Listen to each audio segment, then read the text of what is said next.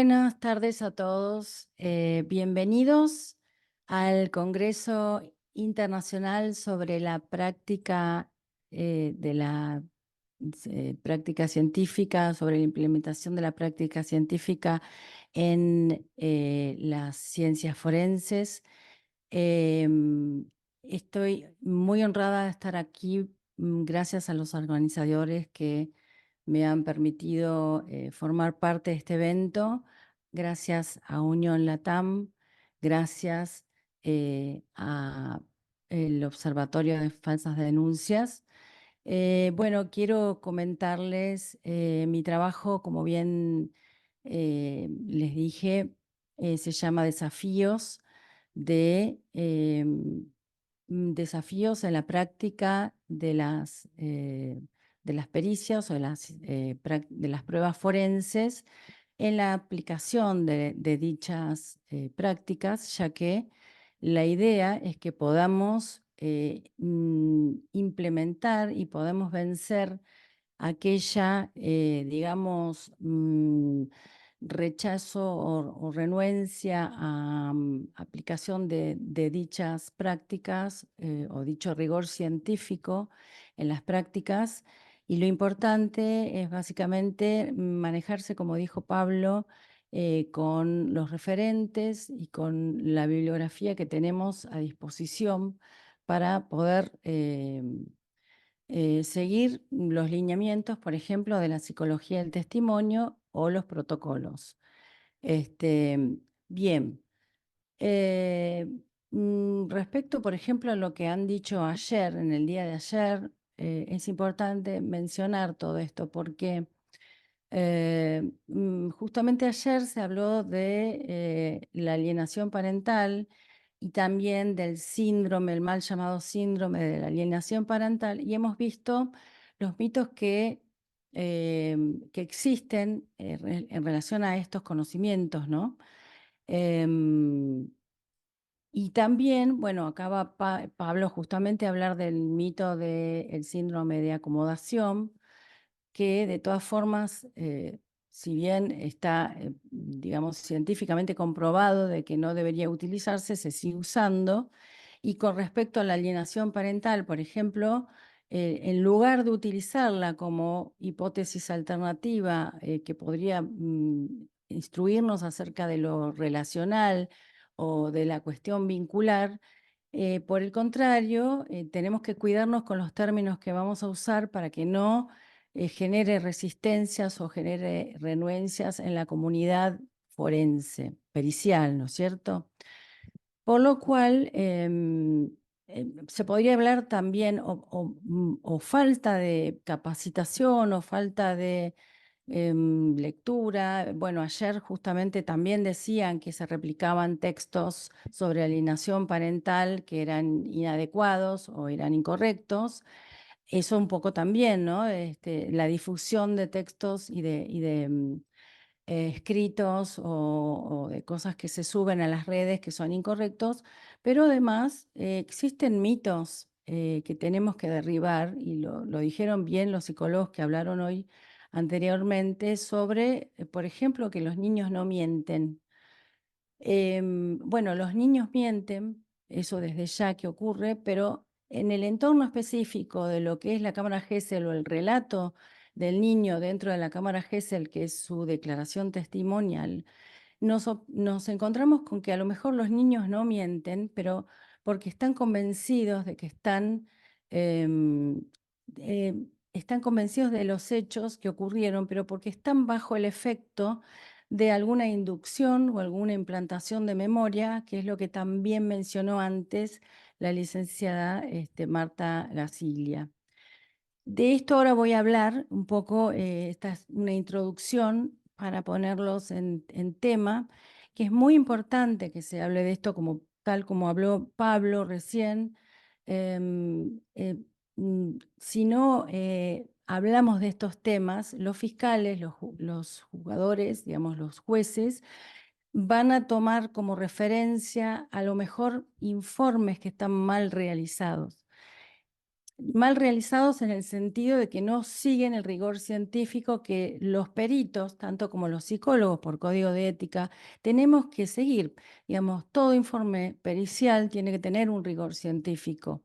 Por lo tanto, nos tenemos que someter a las líneas últimas, digamos, más las novedades, la actualización sobre este conocimiento científico.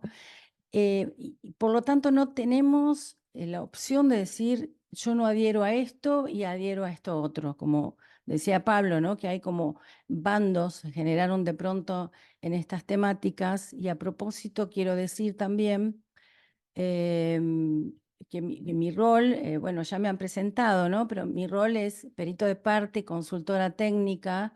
Yo trabajo también en delitos sexuales hace 14 años. Hace 10 que formo parte del estudio de la doctora Anzuati como consultora y equipo técnico, y del doctor Melioni Anzuategui. Y en estos largos años de práctica, uno se encuentra con ataques o comentarios nocivos respecto a nuestras praxis porque somos de parte. Y acá quiero aclarar que hay que diferenciar bien la objetividad de la parcialidad, porque nosotros podemos ser de parte y ser muy objetivos trabajando si garantizamos que nuestros informes o nuestro quehacer va a estar sometido y atravesado por la ciencia o por todos los conocimientos que obliga nuestra praxis a que utilicemos, mientras que a lo mejor nos encontramos, no digo en todos los casos, porque hay peritos oficiales que trabajan muy bien, pero en algunos casos sí se observan sesgos, sí se observan digamos, trabajos incompletos o parciales en cuanto a que ven sesgados, se podrían decir que ven una parte de la realidad que solamente les ayuda a confirmar la hipótesis principal, que en este caso es la de abuso sexual, y no utilizan las hipótesis alternativas que le ayudarían a falsear la información, digamos, a falsear la información que provee de la hipótesis principal, como para que realmente se proceda bajo el rigor científico, según los protocolos lo piden. Y lo vamos a ir viendo ahora en detalle. Vamos a compartir pantalla. Bien, aquí estamos. Vamos pudiendo. Bien, entonces, ¿de qué nos ocupamos nosotros, los peritos, cuando tenemos que hablar de pruebas psicológicas? Ciertamente nuestros informes van a tener un valor de prueba. Esto es lo que va a diferenciar un informe bueno de un informe malo o correctamente realizado o incompleto, porque un informe incompleto va a tener consecuencias para la condena o no de la persona imputada, por un lado, y por otro lado, va a tener consecuencias en los niños, como bien antes se mencionó, porque también una prueba mal realizada produce efectos nocivos en los niños y iatrogénicos, es decir, que los enferma.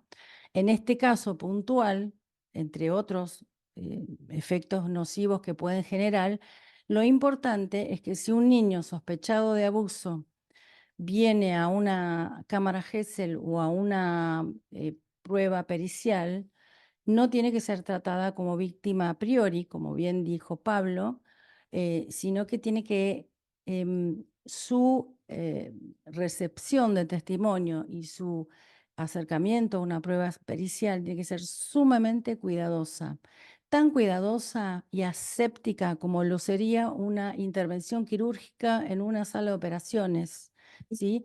Para evitar, por un lado, la contaminación y por el otro, la victimización o revictimización en el caso de que nos encontremos con niños que efectivamente hayan sido abusados. En todo esto que vamos a decir ahora, estamos incluyendo los casos de abusos reales y los casos de abusos que se suponen que fueron falsas acusaciones. Entonces, los peritos psicólogos, estamos aclarando, ¿sí? Porque no están incluidos los médicos en esta lista, digamos, de lo no específico que mencionó Pablo, porque los médicos de pronto pueden aportar otras pruebas con otros parámetros. En cambio, la psicología es una ciencia humana y entonces no podemos dar certeza de los resultados que vamos, o por lo menos no podemos hacer vinculante una prueba, supongamos, con el hecho que se aborda en este caso, que es el de abuso sexual. Podemos aproximar algunas conclusiones, podemos hacer un informe muy completo que cumpla con los estándares científicos y acercar, como dijeron, a ideas de maltrato de pronto, pero no podemos afirmar fehacientemente que el hecho existió ni que no existió. Sí podemos proceder como corresponde, acorde a los protocolos. Entonces, tenemos como elementos de prueba la cámara Gesell, que debo decir que la cámara Gesell no es una prueba, es un acto procesal. Tal es así que nosotros los peritos de parte, en esa instancia no somos peritos de parte, sino consultores técnicos, pues no estamos adentro del recinto donde el perito va a hacer las preguntas al niño o niña o adolescente sospechado de abuso, sino que estamos en la sala donde están los magistrados, letrados, las partes. Entonces, tomando nota de los relatos y, por supuesto, para poder validarlo posteriormente. Bien, ahora, esta cámara Gesell, para nuestro gusto, que estamos justamente hablando de temas de rigor científico, tiene un valor probatorio demasiado pesado, demasiado alto, porque por sí mismo y sin considerar que tiene que ser atravesado por los protocolos tanto de toma de testimonio como de análisis de testimonio, se puede decidir que se encarcela a una persona después del acto procesal de cámara Gesell. Esto, por supuesto, si ocurre es porque se desconoce, en principio, que existen estos protocolos tanto para tomar el testimonio como para validarlo, y que este testimonio del niño tiene que ser sí o sí sometido a un análisis, no puede ser considerado a priori creíble tan solo por alguna lectura intuitiva, donde no pesa más que la intuición, porque no se sometió a ningún otro análisis. Es donde antes hablaba, ojo con los mitos, porque esto nos lleva a tomar decisiones equivocadas, tanto para, digamos, garantizar el derecho a la defensa, que ayer hablaron bastante bien de todo este tema, pero también por el mismo niño, porque ya de movida con este acto se lo coloca en el lugar de un niño abusado sin haber hecho los estudios necesarios para determinar si así lo fue. Pues bien, luego tenemos las pericias, que también ya vamos a hablar, aunque Pablo habló bastante de ello, pero ya vamos a hablar que también tienen sus estándares y su modo de actuación y investigan cosas diferentes. Mientras la cámara Gesell solicita el testimonio, la pericia, digamos, evalúa más la personalidad e intenta a través de las preguntas de los puntos de pericia contestar, evaluando al sujeto dichos puntos de pericia. Luego están las juntas de peritos, que a menudo se hacen cuando por alguna razón o para proteger a los niños o porque son muy pequeños o porque pasa mucho tiempo y no, por alguna razón no se los puede peritar, se reúnen los peritos con todo el material de la causa. Y luego están, bueno, los informes que derivan de todas estas instancias, pero también informes por sí mismos, como puede ser que a un perito de parte se le pida que haga, por ejemplo, una metapericia, que sería un análisis crítico de una pericia. Bien, todo esto configura una prueba para el campo psicológico. Vamos a comenzar con la cámara Gesell. Para empezar, tenemos que explicar, para los que no lo saben, una cámara Gesell es un dispositivo creado para que los niños puedan ser oídos, siguiendo sus derechos a ser oídos según la Convención de los Derechos del Niño. Y para lo cual se crea un recinto especial que tiene un circuito cerrado de televisión y se videograba. Antes existían las cámaras Gesell con esas ventanas que más de uno habrá conocido, que tenían de un lado un espejo, otro lado el vidrio negro, que se podía ver solamente de un lado hacia otro, hacia donde estaba la sala con el niño adolescente y el perito entrevistador. Actualmente existen salas mucho más modernas donde la sala contigua o la sala que está en otro piso, como puede ser el ejemplo del Ministerio Público Tutelar, las partes y los magistrados ven por medio de un televisor lo que está ocurriendo en el otro lugar. Y se escucha perfecto con un micrófono y hay un escritorio, no mucho más. Hay por ahí alguna hoja con algunos lápices y puede llegar a ver algunos muñecos, tema que yo particularmente, no en lo personal, sino que justamente por lectura que lo apoya, no están aconsejados el uso de muñecos por ser altamente inductivos, porque a menos que se utilicen para niños muy pequeños, para poder asegurarse que están hablando de una zona, supongamos, genital, y que puede ubicar las partes en el muñeco, generalmente el uso de estos muñecos son altamente inductivos y producen respuestas que no se producirían si no se utilizaran los mismos. Entonces, varios escritos hay sobre el tema, por lo tanto no son aconsejables. Entonces, volviendo a las entrevistas previas, que son aquellas entrevistas que se deben tomar para, en principio, establecer un rapport con el niño a evaluar, ver si está en condiciones de pasar por esa instancia de cámara Gesell, para lo cual se tiene que evaluar el aspecto cognitivo, el aspecto emocional y el aspecto intelectual. Puede ser que por varias razones no esté en condiciones de declarar. En principio, es lo esperable que en esas entrevistas no se solicite el relato, porque lo que suele pasar es que los mismos fiscales, en su desconocimiento de para qué son estas entrevistas o cuál es el objetivo, y que justamente desde esta instancia ya se pretende no contaminar y no victimizar al niño, no se debe solicitar el relato. Si lo da espontáneamente, bueno, se consignará, pero también se le puede decir que eso va a ser justamente lo que va a decir en otro espacio, y ahí se le explican cómo funciona cámara Gesell, porque es la norma, pero sin abundar en demasiados detalles. También a veces algunos psicólogos abundan en demasiados detalles y sobre todo con niños pequeños, que no es algo conveniente. Bueno, no realizar evaluaciones. También sucede muy a menudo que en el desconocimiento se solicitan a peritos que, para poder evaluar si está en condiciones de ir a una cámara Gesell, se realicen técnicas, ¿no? O no se les pide, pero los mismos peritos, para poder contestar esos puntos o esas preguntas, que en realidad acá no corresponderían los puntos de pericia, pero bueno, existen, realizan una evaluación diagnóstica que termina siendo una pseudopericia.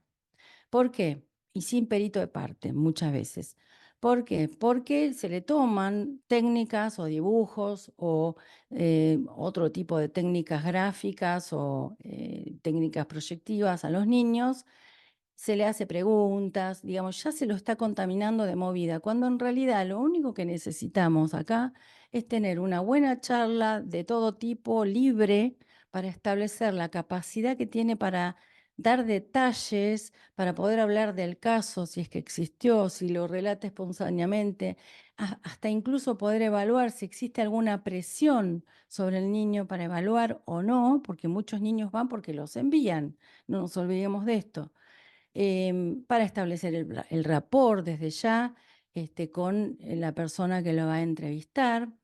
Y es muy importante que los peritos de parte estemos acá. ¿Por qué? Porque en esta instancia, la entrevista previa, también se la va a evaluar, o se le va a entrevistar, mejor dicho, a la persona que denunció, que por lo general es la progenitora o progenitor que quedó a cargo. Entonces, nos interesa a todos, no tanto, no solamente al perito que va a tomar la cámara Gesell, sino también a los peritos de parte que ya estamos interviniendo, escuchar esa versión que muchas veces difiere no solo con lo denunciado, sino que también difiere con lo que se va a decir en la cámara Gesell. Todos estos son datos que enriquecen la causa y que enriquecen luego el informe posterior que se va a realizar, porque nos permiten hacer un examen de las contradicciones inter e intrarrelatos. Todo esto es muy importante y no lo podemos desconocer. Por eso sería muy prudente que nos dejaran intervenir. Esto no pasa en muchos lugares, pasa en muy pocos lugares que podemos intervenir, eh, por supuesto pasivamente en esta instancia, pero de alguna manera controlar la prueba. Bueno, otra cosa que se suele ver en estos espacios y que no debería ocurrir es que los peritos arman alianzas con las madres o padres que van a dar su versión y también con las supuestas víctimas, sobre todo si hay casos de adolescentes, ¿no es cierto? Los niños, desde ya que hay que armar un acercamiento especial y hay que armar como una especie de pseudo alianza con el cuidado de no tratarlos como víctimas. Y por supuesto, lo más importante de todo esto es no dilatar el tiempo. Muchas veces las entrevistas previas determinan que no se realizará una cámara Gesell porque no hubo relato, por ejemplo. A lo mejor no hubo relato porque no existió el hecho de abuso. Hay que evaluar también en esa breve entrevista por qué puede ser que no exista espontáneamente un relato, en el caso de que, por supuesto, no se le haya pedido, que es lo aconsejable, eh, y ver qué hacer en esa situación. Por lo general eso queda en stand-by cuando pasa eso, que no hay un relato. Entonces, no se sigue con la causa, no se hacen pericias, queda en stand-by la nueva fecha, que se hará otra entrevista previa y se verá si está el niño o niña preparado para una cámara Gesell. ¿Qué pasa? La mayoría de los casos que nos llegan son de niños de 4 o 5 años. Y debemos decir que los niños menores a 4 años no están en condiciones de estar en una cámara Gesell por las características de su lenguaje y de la memoria, porque no tienen capacidad para transmitir lo que se necesita escuchar para poder saber si efectivamente fue abusado o no. Y segundo, por su lenguaje y porque no tiene memoria de los 3 años para atrás. Y si tiene 4 años, es muy probable que no pueda dar cuenta de esos hechos con detalle. Entonces, ¿qué pasa? Aparentemente, cuando llega a esta instancia, lo que va a pasar es que no va a estar en condiciones de declarar. En muy pocos casos ocurre esto. Entonces ahí tiene que ver cómo sigue la cosa. En muchos casos podría seguir, por ejemplo, con un debate de peritos o con una pericia muy cuidadosa de no recoger el relato también, para evaluar desde otro lugar el relato no consciente del niño, porque no ese es el espacio donde, como vamos a ver ahora, donde se debe obtener el relato. Pues bien, entonces en el caso de que se llegue a declarar en cámara Gesell, lo que tenemos en cuenta aquí por encima de todo es la validez científica que va a tener esa toma de testimonio, para lo cual nos tenemos que basar en los lineamientos de la psicología del testimonio. ¿Qué es la psicología del testimonio? Pues es una rama de la psicología que investiga este tipo de, justamente los testimonios de los niños para poder diferenciar los relatos falsos o inoculados o fantaseados de los relatos verdaderamente experimentados. Esta es una rama que, digamos, nosotros contamos actualmente con bibliografía de este siglo, pero pertenece incluso al siglo anterior, tiene mucha historia. eh, y entonces vamos a tomar los referentes de la psicología del testimonio, que un referente muy importante, debo nombrarlo, para nosotros es el doctor Antonio Manzanero, que es español, que ha traducido muchos textos y nos hace llegar mucho material. Y bueno, entonces vamos a hablar de protocolos cuando hablamos de ese material, porque consiste en protocolos de toma de testimonio y en otros métodos y técnicas para evaluar el testimonio que se recogió por medio de la videograbación. No dije antes cuál es el objetivo de la videograbación, que es que el testimonio sea dicho una sola vez para que el niño no sea ni victimizado justamente ni contaminado. Entonces, se supone que con esa única grabación tiene que servir para todas las veces que uno necesite ir a consultar qué se dijo en esa toma de testimonio.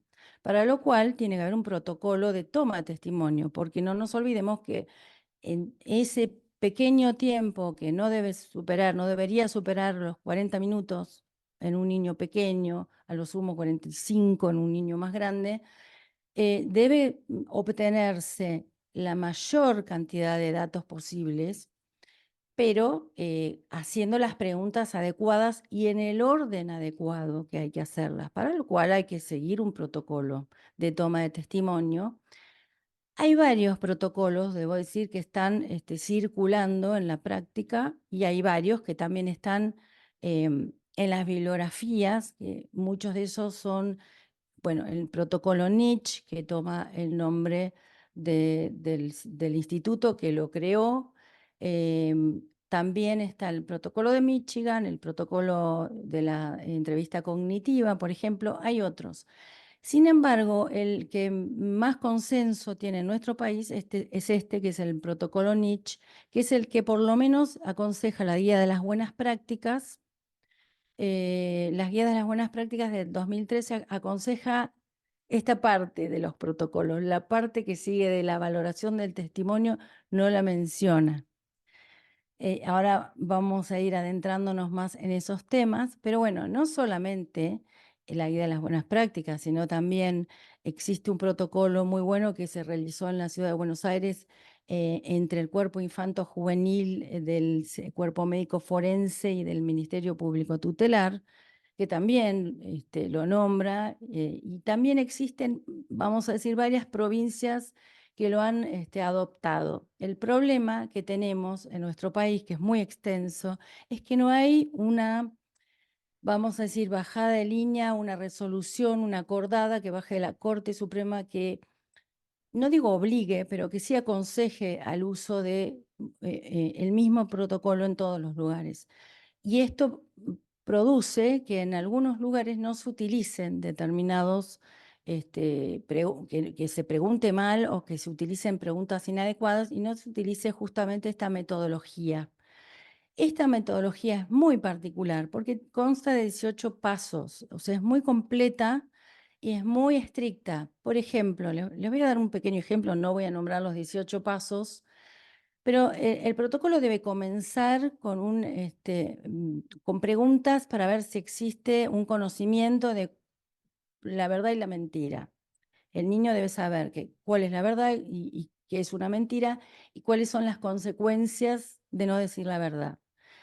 Luego, se le solicita que comente algo que no tenga que ver con el hecho de abuso que se supone que va a ir a relatar, porque nosotros, todos los peritos que vamos, los que recepcionan, los que analizan, vamos a necesitar de un relato libre que no tenga que ver con el hecho de abuso para poder comparar si puede en ese espacio, en ese lapso, en esas palabras, dar algún detalle rico, si puede usar los tiempos de verbo, si puede, qué tipo de memoria puede usar, si episódica o semántica, después ya las voy a mencionar y a explicar mejor. Entonces, cuando llegue el momento del relato de abuso, nosotros tenemos que poder comparar si ahí puede dar detalles y qué tipo de memoria usa.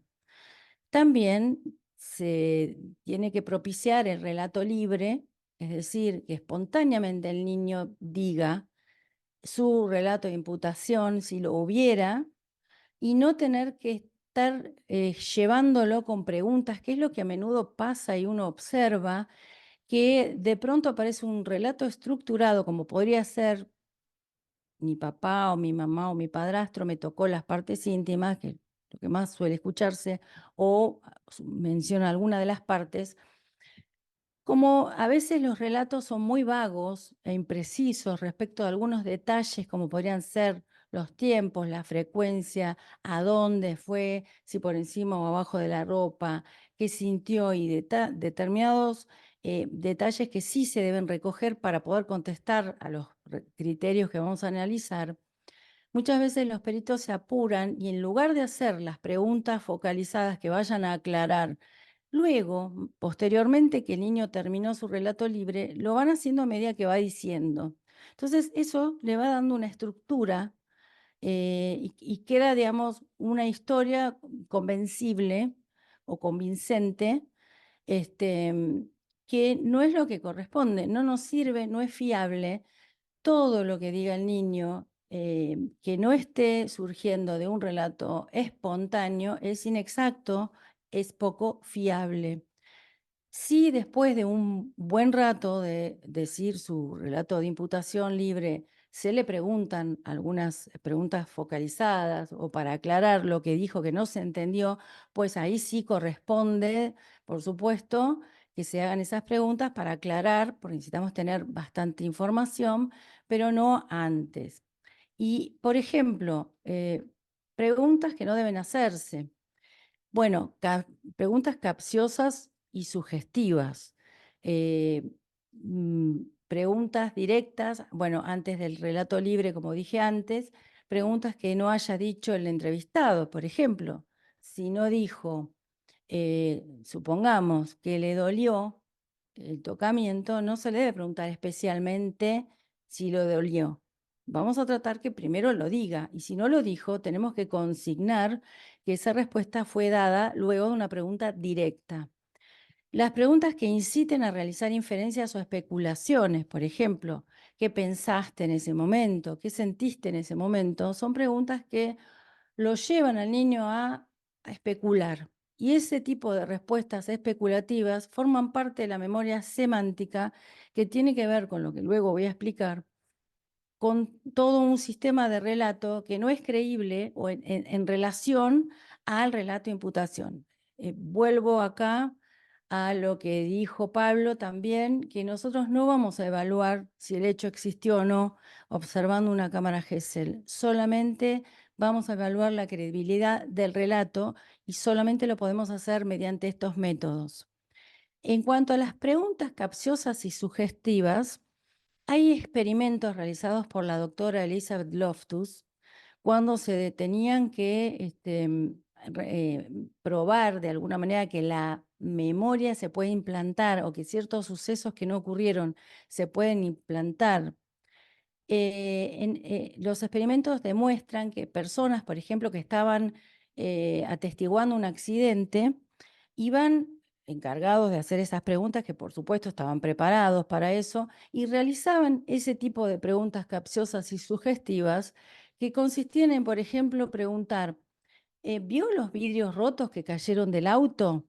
Cuando en el hecho del accidente no había habido ningún vidrio roto. Sin embargo, las personas decían que sí, que lo habían visto. O sea, está comprobado científicamente que las preguntas capciosas y sugestivas producen efectos en cualquier persona. Estamos hablando de primeros experimentos con adultos, en cualquier persona que modifica su concepto de la realidad, su percepción de la realidad a través de una sugestión. Y eso se llama implante de memoria. También se comprobó que se pudieron implantar mediante fotos trucadas la idea de que una persona estuvo en un lugar que no estuvo, y es el ejemplo de la foto trucada de Disney, donde se le hacía de pronto ver a una persona que había estado en Disney y terminaba convenciéndose que había estado cuando en realidad nunca estuvo. O el experimento Lost in the Shopping, que también mencionaba que un niño se había perdido en el shopping y le hacían creer al niño que se había perdido cuando nunca se había perdido. Entonces, este tipo de preguntas están prohibidísimas en todo tipo de protocolos porque contaminan, implantan creencias, implantan palabras o ideas acerca de un hecho que no existió. Luego hablaré un poco más de los implantes de memoria. Entonces, bueno, el método que se usa en las cámaras Gesell es el método experimental. No podemos aplicar método clínico. Se ve, lamentablemente, todavía algunos peritos que cuando en un juicio se le preguntó de dónde extrajo la idea o de dónde extrajo las conclusiones de que el relato era creíble, responde que es la experiencia clínica o la escucha clínica, y eso es incorrecto, porque estamos ya con eso contestando que no aplicó ningún protocolo y que, por supuesto, las preguntas que realizó no estaban ni siquiera realizadas tal como lo expliqué antes. Por lo tanto, basarse en la intuición, como podrían ser una lectura rápida de lo que sería una cámara Gesell, no es viable. Acá se nos escapan muchísimas cosas si nos basamos en la intuición. Una de ellas es todos los demás elementos de la causa, que no es menor. En la praxis uno ve que hay elementos que son importantísimos de la causa, como podría ser un examen psiquiátrico de una persona o antecedentes de una denuncia anterior que ya había sido desmentida, o podría ser incluso una amenaza de la persona denunciante hacia el denunciado, que le había dicho que lo iba a destruir, etcétera, etcétera. Y todas esas cosas están en la causa. Si nosotros solicitamos si tomamos una decisión partiendo de la intuición de lo que vemos en la cámara Gesell, nos perdemos un montón de información, además de el análisis rico de la validación de testimonio. Pues entonces la entrevista no es semiestructurada como en muchos informes se ve, sino es estructurada porque está sometida a protocolos y tiene pasos a seguir.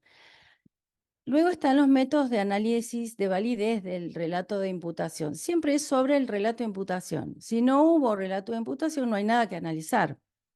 En muchos casos, cuando se trabaja bien, debo decir que en el Ministerio Público Tutelar de la Ciudad de Buenos Aires, esto lo he visto, muchas veces se advierte sobre estos fenómenos de inducción, porque se ha advertido ya en la Cámara Gesell que esto pasó, o se advierte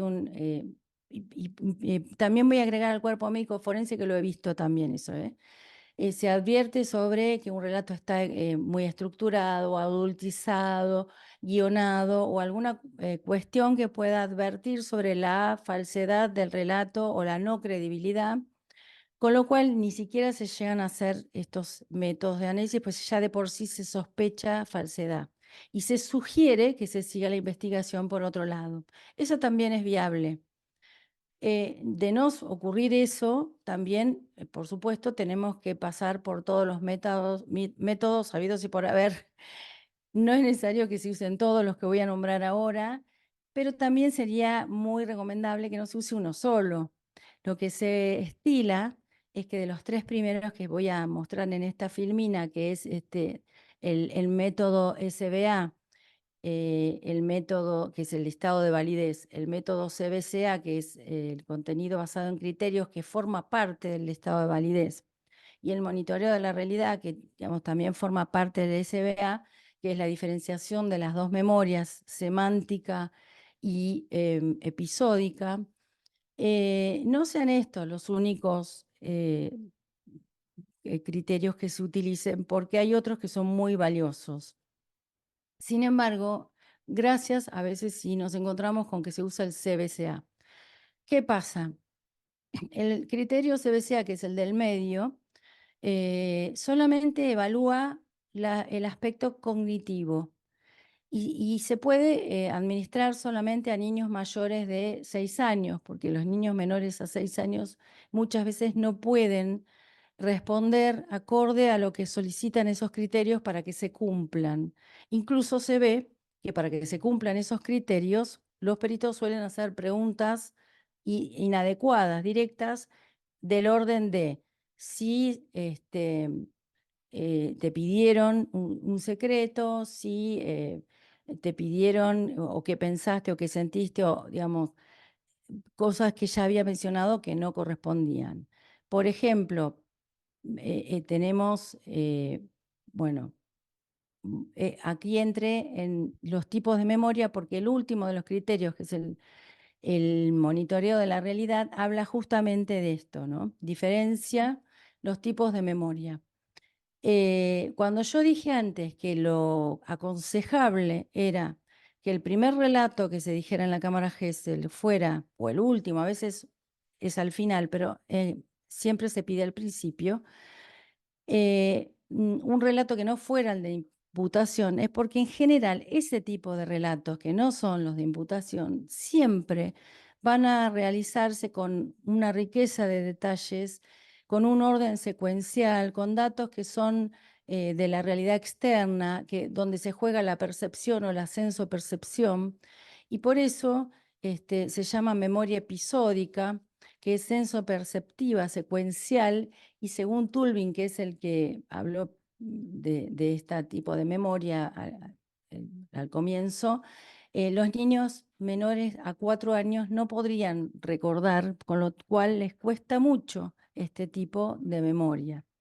Nos vamos a encontrar más frecuentemente con el otro tipo de memoria que se utiliza. Aclaro que estos dos tipos de memoria forman parte de todo nuestro sistema mnésico o nuestro sistema de memoria. Y entonces, tanto en los niños muy pequeños como en los casos de falsas denuncias o falsas acusaciones o relatos implantados o relatos sugeridos o adoctrinados o co-construidos, la memoria que se va a observar es la semántica, porque es una memoria interna, es idiosincrásica, es un constructo hipotético, y el que también lo menciona por primera vez es Kilian. Entonces, cuando nosotros hacemos estos análisis, lo primero que tratamos de hacer también es de diferenciar los tipos de memoria, porque es muy importante, porque forma parte del análisis, y no solamente es contestar los criterios del CBCA, si, por ejemplo, dio los detalles, el relato es estructurado, si hay incoherencias, si pudo contextualizar un espacio y un tiempo, o si dio otros detalles, como por ejemplo hablar de las subjetividades. Existen otros protocolos que a mí me gustan mucho y yo los utilizo, que no son tan conocidos, pero se usan en este país, que son los de Josep Juárez López, que es un español también, que él realizó como una crítica al CBCA, que es el más usado en nuestro país, porque justamente por lo que acabo de decir, que es un protocolo de uso más puntualmente cognitivo y le escapa los datos psicosociales. Entonces él realiza un nuevo cuestionario, o mejor dicho, un nuevo, digamos, un protocolo de ítems o criterios a completar para el psicólogo, que constan de 16 criterios, que se llama la evaluación de la credibilidad narrativa, ESN, y más o menos conserva algunos de los criterios del CBCA, pero agrega otros que son muy interesantes, que apuntan más a lo psicosocial, como por ejemplo la presencia del secreto, los regalos a cambio de favores, etc. Luego está la guía de la evaluación del testimonio infantil, que es el GA5, que a mí me gusta mucho porque también se cruza en cuanto a la información que se requiere con el CBCA, con el, perdón, SBA, porque formula 5 hipótesis que se tendrán que contestar. Una de ellas, por ejemplo, es muy importante. Bueno, la primera es, obviamente, si tiene capacidad de diferenciar realidad y mentira o realidad de fantasía, verdad y mentira o realidad de fantasía. Y la segunda, por ejemplo, es la capacidad de sugestión que tiene el sujeto, si fue sugestionado y contestó en base a eh, mm, frases que han sido adoctrinadas, o si contestó por un hecho realmente vivenciado, para lo cual se formulan preguntas que uno debe hacerse. Por ejemplo, ¿cuál es el contexto de la develación? Eso siempre debe tenerse en cuenta. ¿Cuál fue la primera develación, exactamente la frase, cómo fue dicha, a quién, frente a quién fue dicha la primera develación y qué expectativas tenía esa persona al recibir esa develación? Acá viene todo lo que decíamos sobre la causa, sobre que tenemos que conocer también datos que normalmente nos los va a aportar, bueno, los datos de la causa, las documental, los chats, lo que pueda aparecer allí, lo que relate en la misma denuncia la persona denunciante, lo que relate en la entrevista previa, que no siempre coincide con lo que dice la denuncia y se aporta material adicional, y lo que el mismo niño va a aportar, tanto en la cámara Gesell como en la pericia. Es muy importante toda esta información. Luego, conceptos a tener en cuenta, bueno, contaminación, que ya hemos hablado de ello, que consiste en toda la introducción de información que no tenía el niño previamente. Esta contaminación es a todo el mundo, digamos, adultos y niños. Lo que pasa que los niños son más sugestionables que los adultos y son más pasibles de ser contaminados, por lo tanto, hay que tener especial cuidado con ellos. Esto es una modalidad, como se dijo, de maltrato infantil también. Entonces hay que tener especial cuidado de todas las instancias que pasaron previas a la cámara Gesell y también del paso del tiempo. No nos olvidemos que hay muchas cámaras Gesell que se realizan mucho tiempo después de realizada la denuncia o mismo de realizados los hechos, porque los hechos no siempre ocurren, según se dice, cuando se realiza la denuncia. Muchas veces ocurre mucho antes. Entonces, acá tenemos que saber, cuando hubo un paso del tiempo muy extenso, que hubo contaminación. Es indudable que la hubo, porque en la recuperación de esa información, como bien decía la licenciada Gasilia, se van a alterar los recuerdos y vamos a adquirir recuerdos nuevos.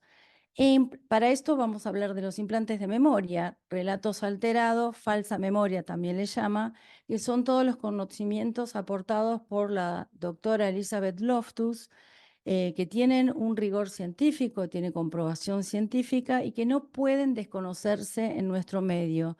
No pueden desconocerse cuando nosotros afrontamos casos tan delicados como las sospechas de abuso sexual y tampoco pueden desconocerse, digamos, cuando examinamos o en un juicio, digamos, estos conceptos que lo que sí se observa es que no se conocen y no solo no se conocen, sino que no se eligen utilizar muchas veces. Luego también está el concepto de co-construcción, que lo acuñó, lo usa mucho el doctor Eduardo Padilla y da un ejemplo muy claro de lo que sería una co-construcción, cuando, por ejemplo, una mamá asustada en el recambio cuando el niño va a la casa del padre, vamos a dar ejemplo madre-padre, que es muy común, más allá que hay, por supuesto, acusadas mujeres y progenitores que son los denunciantes, se da muy generalmente que sea al revés, que los acusados son los papás y las progenitoras sean las denunciantes, o que hay, por supuesto, un montón de otros casos de abuso que no tienen que ver con progenitores o con parejas parentales, ¿no es cierto? Eduardo Padilla da el ejemplo de la co-construcción cuando, por ejemplo, la mamá le pregunta al niño eh, porque llora cuando viene de la casa del padre, que lógicamente llora porque dejó de ver al padre, porque el intercambio le produce angustia, porque a lo mejor el conflicto parental le produce angustia, el cambio de lo vivido en la casa de papá, cuando llega a la casa de mamá resulta con varios efectos que producen angustia, ansiedad, tensiones, llanto, enuresis y un montón de otros síntomas que son muy típicos de estos casos. Y la mamá asustada y ya noticiada que existen muchos casos de abusos por ahí, o a lo mejor hasta incluso habiendo padecido ella misma un caso de abuso, le va a preguntar asustada, ¿qué te pasó con papá? Entonces le va a decir, a lo mejor me duele acá o me tocó o algo que a lo mejor no tenga que ver con un abuso realmente experimentado. A veces sí, a veces no. En los casos falsos, dice Eduardo Padilla, por ejemplo, puede pasar que o en un acto de higiene o en un acto de juego, se haya enojado el niño con el papá por un tema que no tiene nada que ver con un tocamiento, porque no le dio el celular, porque no quiso jugar a tal juego o porque simplemente lo llevó a casa de mamá y no quería. Y esto lo digo porque se ve muy frecuentemente en muchas causas, muchos casos. Entonces, las preguntas que siguen lo van direccionando a que diga sí, me tocó. Aparte a partir de ahí aparecen otros actores, como podrían ser el abuelo, la tía, el primo, la maestra, el psicólogo particular, etcétera, que van contaminando y van agregando datos y preguntas. Y dice Elizabeth Loftus, cada vez que se pregunta 2 veces la misma cosa a un niño, el niño termina convenciéndose de una nueva realidad psíquica, es decir, termina con un conocimiento implantado de algo que no sucedió en la realidad fáctica, pero nosotros no podemos dar cuenta de lo que realmente sucedió en la realidad fáctica. Sí podemos dar cuenta de este tipo de cosas y advertir. Entonces, es muy importante que también tengamos en cuenta los efectos de sugestibilidad, inducción e influencia de terceros. Y por supuesto, como dije antes, los antecedentes de abuso y patologías en las personas denunciantes, porque los hay, y cuando hay patología hay certezas, y ahí no se duda, y bueno, de ahí en más también estos miedos se transforman en denuncias de acusaciones que a lo mejor son falsas. Otros conceptos a tener en cuenta que son importantes es diferenciar la credibilidad de la veracidad, ya han hablado de eso. Nosotros no establecemos la veracidad, eso se lo dejamos a los jueces al momento del juicio o al momento de llegar a la conclusión, una vez que se han recogido todos los informes periciales y se han realizado todas las pruebas, junto con otra evidencia que esté en la causa, como podrían ser la documental. No solamente tiene que recaer toda la prueba sobre la cámara Gesell o sobre una pericia, porque más allá de que pudo haber sido realizada correctamente o no, no es lo conveniente, digamos. Lo conveniente es que se tenga todos los elementos de prueba. La deseabilidad social es un concepto muy importante de tener en cuenta porque acá voy a leer exactamente lo que dice. La escala de deseabilidad social de Marlowe y Crome en 1960 dice que esta escala evalúa la propensión de las personas a responder de manera socialmente deseable. Esto es que, por ejemplo, un niño, sobre todo los niños que son muy sugestionables, como dije antes, van a tratar de responder según lo que se espere que respondan frente a ese otro adulto que es una autoridad. Más allá de si es un perito, es un psicólogo, es un maestro, es una autoridad y van a responder según lo que se espera. Por eso hay que tener mucho cuidado con las expectativas, con los sesgos y con los tipos de preguntas que que se realizan. ¿Los niños mienten o no mienten? Bueno, eso ya lo aclaré antes. Los niños mienten. Incluso Freud lo decía, que mienten porque necesitan diferenciarse del adulto, mienten porque no quieren que se los reprenda. Pero en este caso de las memorias implantadas, no mienten, porque ellos están, al ser implantada la memoria, está introducida en su psiquismo como un nuevo material psíquico y no pueden diferenciar muchas veces qué es verdad o qué no de ese material psíquico. Es decir, que por ahí coexiste en su psiquismo la verdad implantada y la verdad fáctica. En algunos casos, en los niños más grandes a lo mejor pueden discernir y diferenciar las dos realidades, pero en los más chiquitos no. Por eso hay que tener especial cuidado en lo que hemos hablado en los protocolos, porque ahí es donde vamos a descubrir si fue inoculado, implantado o si está contando un relato realmente experimentado. Las hipótesis alternativas que plantea el método SBA son 5, por ejemplo, están propuestas por Raskin y Esplin en 1991 y son necesarias siempre de aplicar, sobre todo en en la cámara Gesell, porque acá, bueno, estamos hablando de que las alegaciones de los relatos de imputación contra el acusado, por ejemplo, en el punto 1 son válidas, pero se ha sustituido un culpable por otro. Esa es la primera hipótesis alternativa propuesta para falsear la hipótesis principal de abuso. Una segunda podría ser que son válidas, pero que el niño ha inventado alegaciones adicionales. La tercera es que la alegación es falsa por incidencia de terceros para servir a otros intereses de esos terceros, ¿no? La cuarta es que la alegación es falsa por motivos personales o venganza. Y la quinta es que el niño ha fantaseado las alegaciones probablemente por algún problema psicológico. Esto es común a veces ver en niños fabuladores, eh, pero también ahí, bueno, para ayudar a algún adulto, se mezclan a veces varios de estos conceptos. También debemos incluir aquí la contaminación. em, y bueno, estas nunca deben dejar de usarse porque estaríamos faltando a la aplicación del rigor científico, que es no quedarnos solamente con la hipótesis principal, sin falsearla primero con hipótesis alternativas.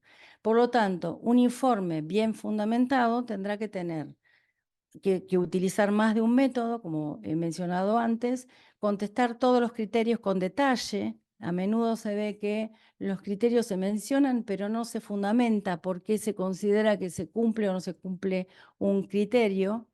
O si se fundamenta, no se tiene en cuenta de pronto detalles muy importantes que están en la misma causa, que contradicen esa fundamentación. La lectura de la causa, por eso es muy importante, en forma longitudinal y transversal. ¿Por qué? Porque no se debe solamente evaluar la pericia o la cámara Gesell, sino la historia, qué pasó antes y qué pasa después. Tener en cuenta los conceptos nombrados y, por supuesto, las hipótesis alternativas. Un informe bien fundamentado tiene que considerar las contradicciones intra e interrelatos. Esto quiere decir que se tiene que tratar de ver si hay agregados o omisiones. Esto por eso digo, es muy importante lo que es interrelato con respecto a la denuncia, relatos de otros, lo que dijo en lo de la psicóloga particular y está plasmado en una declaración o un informe, lo que dice el maestro, lo que dijo el otro, lo que dice el mismo niño en otra reunión que tuvo o en ya sea en la previa o en otra instancia o en la OBD o en donde se haya podido registrar algo de lo dicho. Y por supuesto, intrarrelatos, que es dentro del mismo relato, dentro de la misma cámara Gesell. Para lo cual es importante la videograbación porque nosotros, por lo menos los peritos, tenemos que escucharla varias veces para poder hacer un informe. Eso es lo esperable, que teniendo ese elemento que es la cámara grabada, podamos ver si existe esta contradicción en principio, si existen omisiones, agregados. ¿Por qué? Porque pierde la consistencia el relato o pierde la consistencia el hecho principal, el hecho fundamental, que es lo que quita más fiabilidad al testimonio.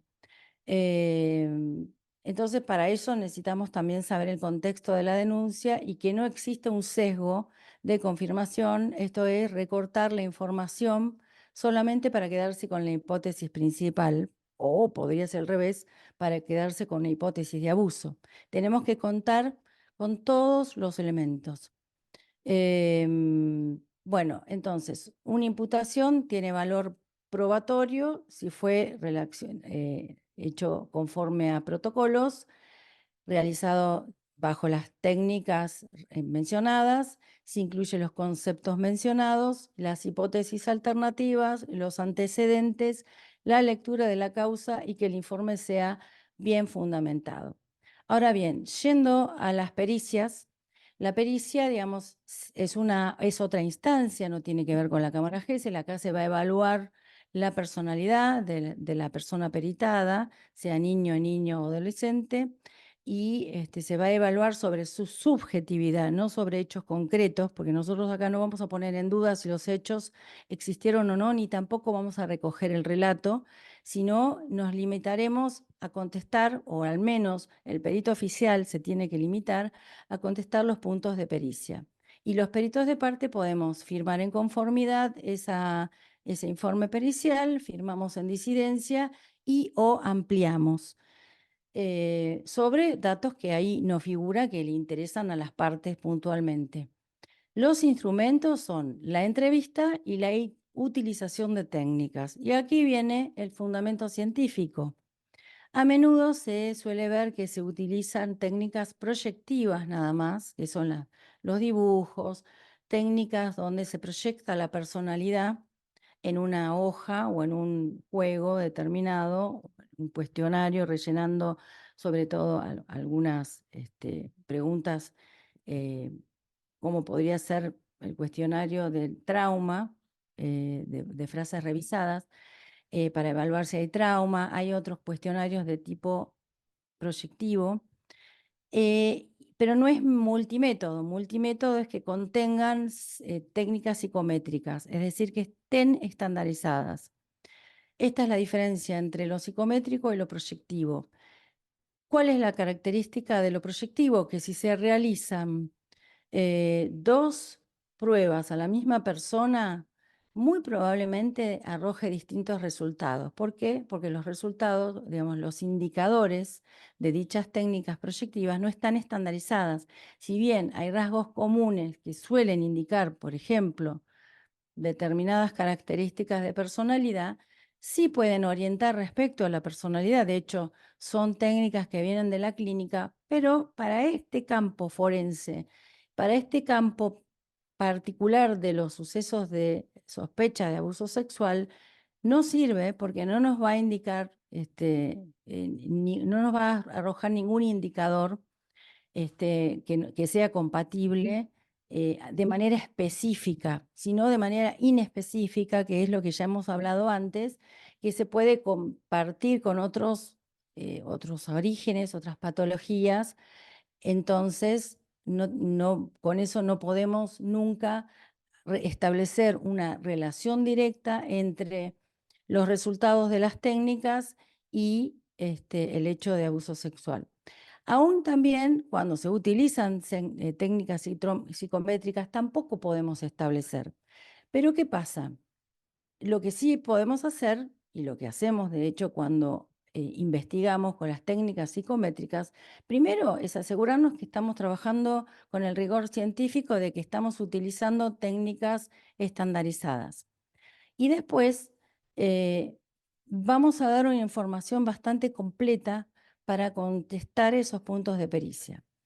Ahora, que algunos puntos de pericia no se puedan contestar, y bueno, va a ser muy probable porque muy probablemente se le solicite al perito que diga si existe una relación de dichas conclusiones con el hecho de autos.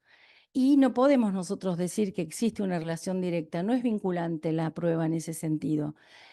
Podemos instruir sobre aspectos de la personalidad, si existió maltrato, como dijeron también. No podemos instruir sobre si existió o no el hecho de abuso, porque los signos que vamos a encontrar no son específicos.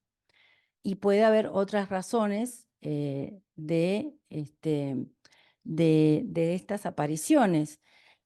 Por ejemplo, que falte, que no se lean las constancias de la causa. Bueno, eso es una falta de rigor científico en los resúmenes o en los informes periciales. La existencia del sesgo confirmatorio, también eso es común verlo a veces. ¿Cómo se puede comprobar? Bueno, tan solo utilizando algún tipo de técnicas que permitan confirmar una sola hipótesis, o por ejemplo escuchando la versión de la persona denunciante, o de la supuesta víctima en este caso. Si estamos tratando de establecer o también de del denunciado, digamos, según de qué lado estemos, nos va a aparecer la parcialidad ahí. Si queremos ser objetivos, tenemos que contar con todas las versiones, ¿sí? Y con toda la información. si no se fundamentan las conclusiones que surgen de las técnicas, también estamos incurriendo en una pericia incompleta.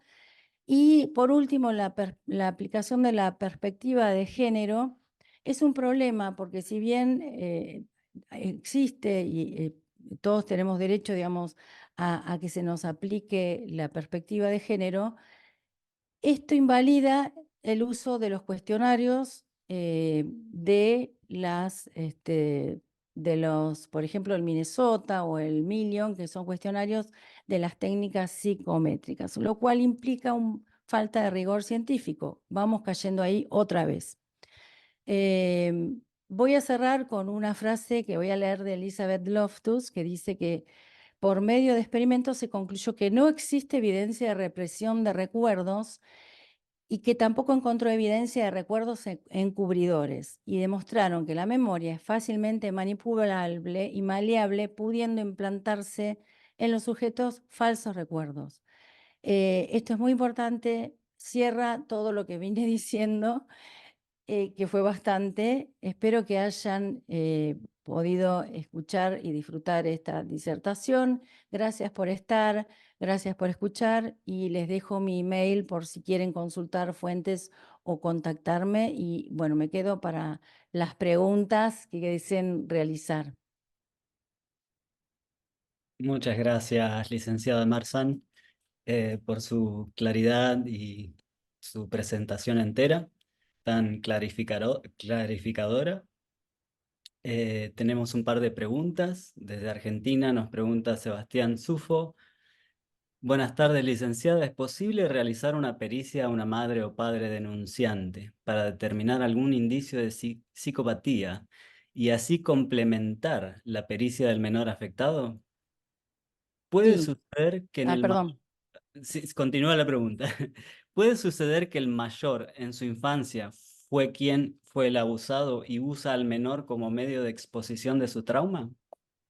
Bueno, son dos preguntas. Vamos a contestar la primera, que es si es posible realizar una pericia. No solo es posible, sino debería ocurrir que se realice una pericia a la persona denunciante, tanto como muchas veces se somete al denunciado a pericias.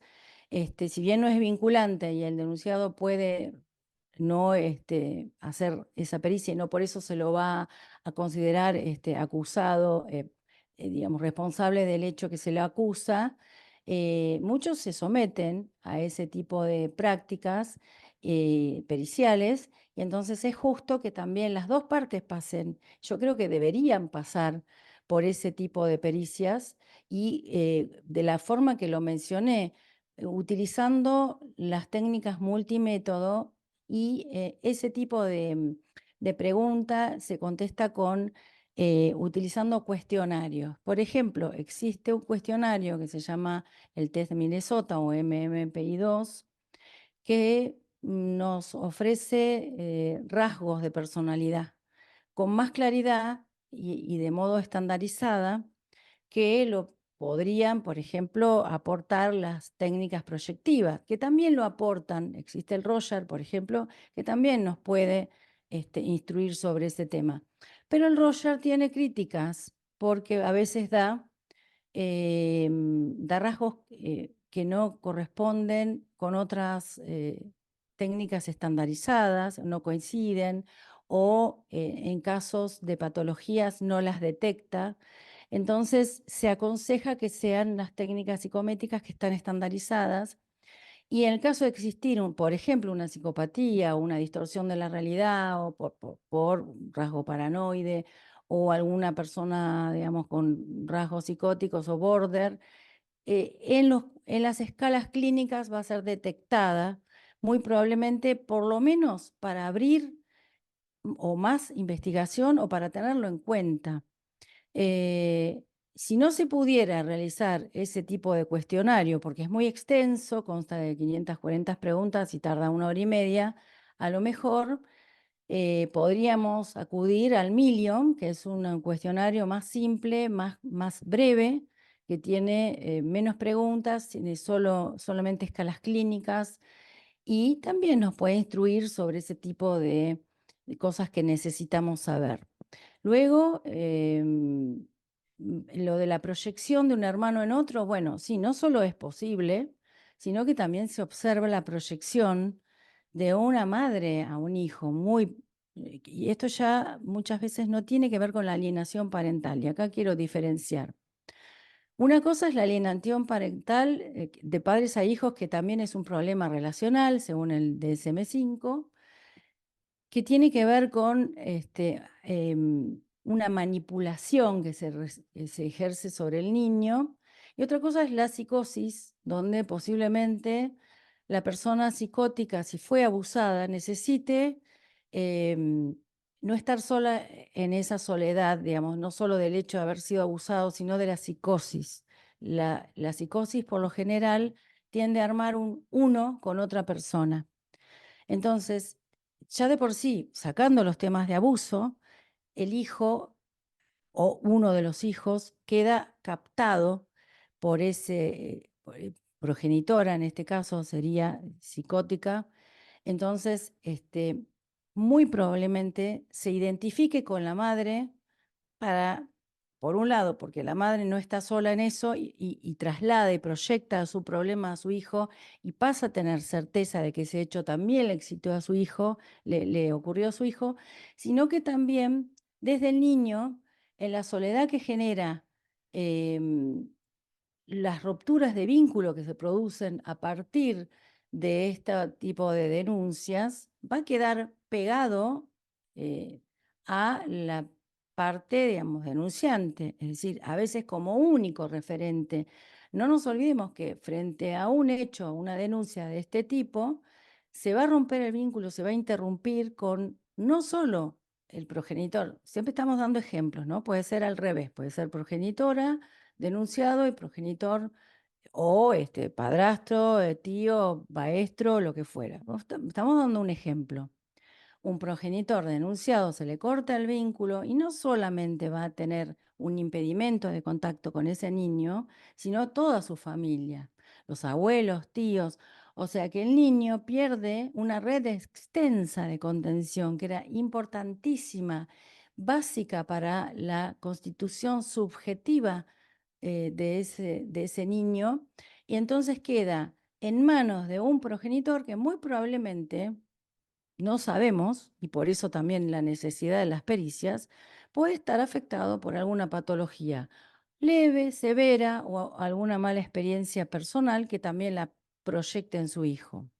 Con lo cual, si respondo a esta pregunta, puede ser que un hermano proyecte en el hermanito y termine el hermanito hablando por el hermano mayor, pero también el hermano, la supuesta víctima, digamos, el hermano menor, puede hablar por otro miembro de la familia. Bueno, creo que está contestada, ¿no? Perfecto, muchas gracias, licenciado Marzán.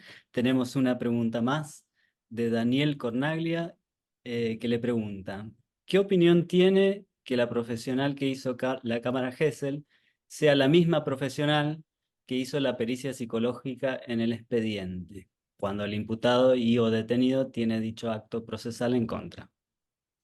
Bueno, digamos, no se aconseja que sea la misma persona por todo lo que expliqué antes. En principio porque evalúan distintas cosas. Y efectivamente la persona que va a tomar el testimonio tiene que estar capacitada en psicología experimental, y esa capacitación a veces hace que no esté tan capacitada para realizar una pericia. A lo mejor por falta de peritos, se ve mucho esto en algunas localidades, sí lo hace la misma persona. Lo importante acá es que pueda diferenciar los roles, que no son los mismos. En uno es absolutamente experimental, que es la cámara Gesell, y en otro, bueno, pues algo de posición clínica hay, si bien no es el método clínico, porque somos psicólogos forenses y no nos tenemos que olvidar que nosotros no somos psicólogos clínicos cuando hacemos una pericia, o en nuestro caso que somos psicólogos de parte cuando comentamos o informamos sobre una pericia, sino que además lo que importa acá es el rol y la capacitación. Que sea la misma o no, no es aconsejable, puede ocurrir, pero no debe olvidarse los roles y la capacitación. Muy bien. Y tenemos una última pregunta de Víctor Hugo desde Bolivia. Y su pregunta es, si tomar una prueba de cámara Gesell después de mucho tiempo conlleva el riesgo de que la evaluada tenga recuerdos implantados, olvidos y o distorsión de los recuerdos, ¿qué otro método puede sustituir este medio de prueba, teniendo en cuenta que en las entrevistas de cámara Gesell los niños alienados manifiestan discursos aprendidos del alienador y luego esta prueba no es confiable, pero sí judiciable? Y Ujú. con esta pregunta cerramos. Bueno, esto un poco lo mencioné antes también. En esos casos, cuando pasó mucho tiempo, yo he visto casos donde han pasado hasta 4 años, porque incluso no nos olvidemos que nos tocó la pandemia en el medio y muchos casos que ven de aquella época o de antes. Yo diría que ya ni se puede tomar la cámara Gesell porque de movida va a estar contaminado. Entonces, hacerlo pasar al niño por esa experiencia para que nos dé un relato que ya sabemos que va a estar contaminado, lo aconsejable es, o bien, que se realice una pericia y se aborde, se investigue si existió algún tipo de maltrato desde otro lugar no consciente, o bien se haga un debate de peritos, una junta, que es lo que también mencioné al principio, donde se estudian todos los elementos de la causa a lo largo de todos los años, desde que comenzó la causa al presente. Y bueno, aquí terminamos. Muchas gracias, licenciada. Ahora vamos a una pequeña pausa de 2 minutos y luego retomamos con el segundo panel del día. Muchas gracias. Buenas tardes a todos.